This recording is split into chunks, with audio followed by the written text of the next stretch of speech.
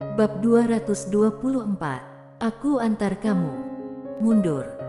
Bennett Moe dan yang lainnya tercengang. Ini benar-benar mundur. Aku.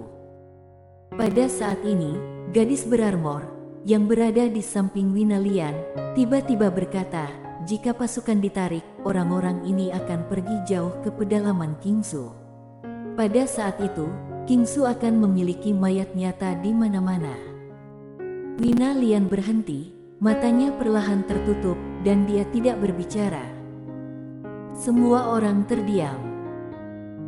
Ini adalah penghalang, dan jika mereka meninggalkan penghalang ini, itu berarti bahwa orang-orang itu akan memasuki tanah Kingsu, dan dengan kegilaan orang-orang ini, seluruh Kingsu akan segera menjadi api penyucian di bumi. Apakah itu kerajaan Dayun, kerajaan Jiang atau kerajaan Ning, akan sulit untuk melarikan diri. Semua orang menatap Winalian, menunggu jawabannya. Setelah beberapa saat, Winalian berbalik untuk melihat jalan Kingsu di kejauhan. Di laut di luar dua gunung, banyak kapal awan terlihat samar-samar. Sudah datang. Setelah beberapa saat, Winalian tiba-tiba menoleh untuk melihat Mileye di kapal awan tidak jauh, dan pada saat ini, Mileye di kapal awan bergerak. Di mata semua orang, Mileye turun dari kapal awan. Dia berjalan ke sisi Winalian, menghadap Kingsu di kejauhan dan berkata, sudah datang. Winalian mengangguk dan bertanya kembali, sudah paham. Mileye mengangguk. Baik dan jahat. Pemahamannya adalah bahwa, tidak peduli apa jenis kebaikan atau kejahatannya, yang harus dijaga, maka harus dijaga dengan nyawanya, dan mereka yang harus dibunuh maka harus dibunuh dengan segenap nyawanya. Sesederhana itu. Tao pedang, sebenarnya tidak perlu dibuat terlalu rumit dan misterius. Tetap sederhana. Setelah memikirkannya, Mileye menemukan bahwa jiwa pedang dan tao pedangnya tidak banyak berubah, tetapi dia tidak peduli. Ketika pikiran terbuka maka pedang tanpa hambatan. Tanpa keraguan di hati, ketika dia menghunuskan pedang, maka akan lebih tegas dan cepat juga. Sebenarnya, dia tidak menyadari bahwa jiwa pedangnya telah berubah sedikit lebih substantif. Pada saat ini, kapal awan di luar dua gunung di kejauhan telah berhenti satu demi satu, dan segera, beberapa orang turun dari kapal awan dan langsung menuju Mileye dan yang lainnya. Dan setelah orang-orang ini turun dari kapal awan, mereka semua bersorak. Mereka berasal dari Changlan Zhou, dapat dikatakan bahwa mereka menghasilkan banyak uang, dan semua orang kaya. Sekarang, Kingsu akan menjadi tempat penjarahan berikutnya. Orang-orang itu berlari sepanjang jalan, dan semua orang bersorak dengan penuh semangat. Di kerumunan di kejauhan, seorang pria berlari sangat cepat, bernyanyi dengan penuh semangat sambil berlari. Kingsu bagus, Kingsu luar biasa, gadis Kingsu cantik. Aku datang, begitu aku datang, gadis pun berteriak, haha. Saudaraku, Kingsu tepat di depanmu. Setelah memasuki Kingsu, bisa memilih wanita sesuka hati, haha. Sambil tersenyum, pria itu tiba-tiba mengangkat kepalanya dan melihat ke kejauhan. Ketika dia melihat Agnes Ji dan dua gadis lainnya di samping Mileye, mata pria itu tiba-tiba berbinar dan dia berkata dengan penuh semangat, saudaraku, ketiga gadis ini terlihat cantik, kita bisa memuaskan nafsu dulu, haha. Pada saat ini, sebuah pedang tiba-tiba menembus alis pria itu. Pedang itu terbang keluar dari belakang kepala pria itu, dan darah berceceran, tetapi pedang itu berputar di udara dan terbang kembali ke Mileye. Di depan Mileye dan yang lainnya, orang-orang itu berhenti, dan mata beberapa orang penuh kewaspadaan. Pada saat ini, seorang pemuda tiba-tiba maju dan menatap Mileye, siapa kamu? Mileye berbisik, Kingsu tidak menyambutmu, kembalilah. Sudut mulut pemuda itu berkedut, kembali. Bagaimana jika aku tidak kembali? Jelek. Sebuah pedang langsung menembus alis pemuda itu, mata pemuda itu melebar, dan dia menatap Mileye dengan tak percaya. Kamu? Mileye merentangkan telapak tangannya, pedang keindahan spiritual terbang kembali ke tangannya. Dia menghadap pemuda itu di kejauhan. Aku mengantarmu ke neraka. Pemuda itu langsung jatuh. Di samping Mileye, Wina Lian meliriknya dengan senyum di matanya. Dia suka temperamen ini. Di kejauhan, sekelompok orang itu berhenti. Total ada 6 atau 700 orang. Kebanyakan dari mereka adalah alam harmoni dewa, dan yang terendah adalah alam mahir gaib, dan ada juga belasan orang di alam 1000 semesta. Barisan ini harus dikatakan sangat menakutkan. Pada saat ini, seorang lelaki tua tiba-tiba muncul tidak jauh dari Mileye dan yang lainnya. Lelaki tua itu melirik Mileye dan Wina Lian, dan ada sedikit ketakutan di matanya. Setelah hening sejenak, lelaki tua itu memandang Mileye. Siapa yang mulia? Mileye berbisik, Kingsu, Mileye. Mileye. Orang tua itu saling memandang dengan semua orang di belakangnya, tidak pernah mendengarnya. Orang tua itu berkata dengan sungguh-sungguh, "Yang mulia dari Kingsu." Mileye mengangguk. Mendengar ini, mata lelaki tua itu sedikit menyipit. "Yang mulia, apakah kamu mencoba menghalangi kami memasuki Kingsu?" Mileye mengangguk lagi. Ekspresi lelaki tua itu menjadi lebih dingin. "Aku khawatir jumlah kalian tidak cukup." Mileye berjalan perlahan menuju lelaki tua dengan pedang keindahan spiritual di tangannya. "Coba." Orang tua itu tidak berbicara omong kosong. Dia mengulurkan tangan kanannya dan menghadapi Mileye di udara dengan cakar.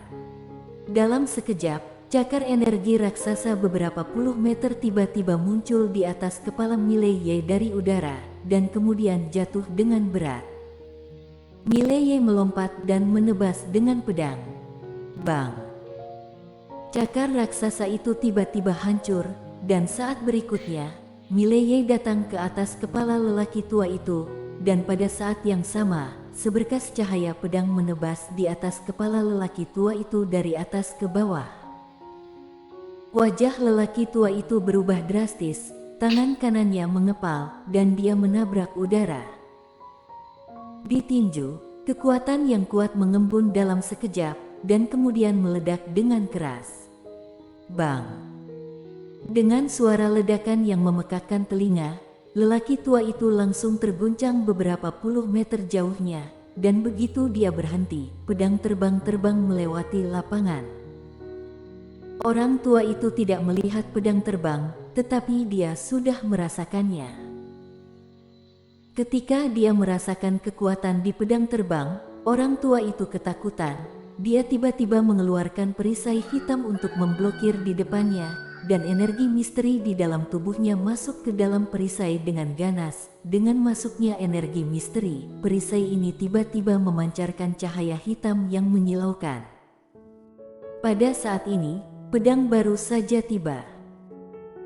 Sebuah pedang menusuk langsung ke perisai hitam. Perisai hitam itu bergetar hebat, dan kemudian meledak terbuka, dan pedang itu melaju lurus ke satu persatu. Jelek. Kepala lelaki tua itu langsung terbang. Semua orang di lapangan tercengang. Alam harmoni dewa bunuh alam ribuan semesta. Mileye berjalan ke mayat lelaki tua itu. Dia mengangkat kepalanya dan menghadapi ratusan orang di depannya, mengarahkan pedang panjangnya secara diagonal ke tanah. Semuanya, "Aku Mileye melindungi Kingsu. Beri aku muka, jangan melakukan kejahatan."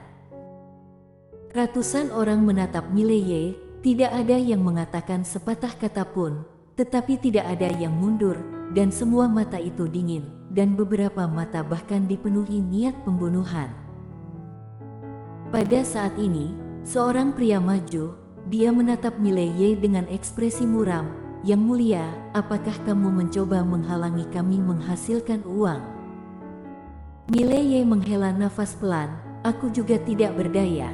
Aku dekan Akademi Changlan, dan aku dari Kerajaan Jiang, dan Kerajaan Jiang telah membantuku berkali-kali.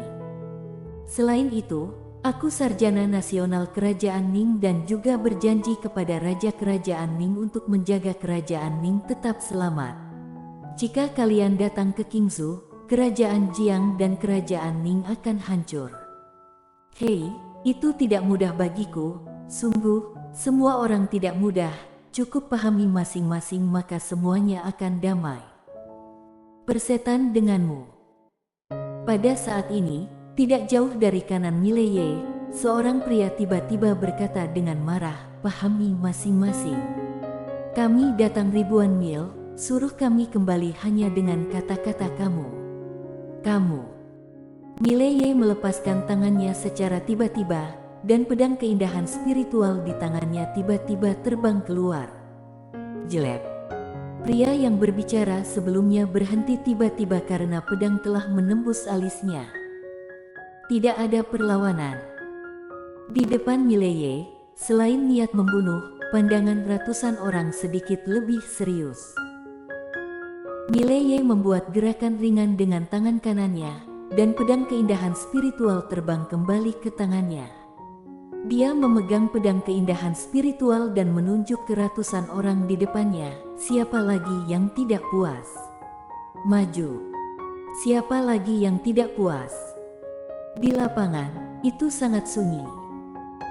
Tidak jauh, Winalian menatap Mileye dengan senyum di matanya. Bagus, memang seharusnya begitu.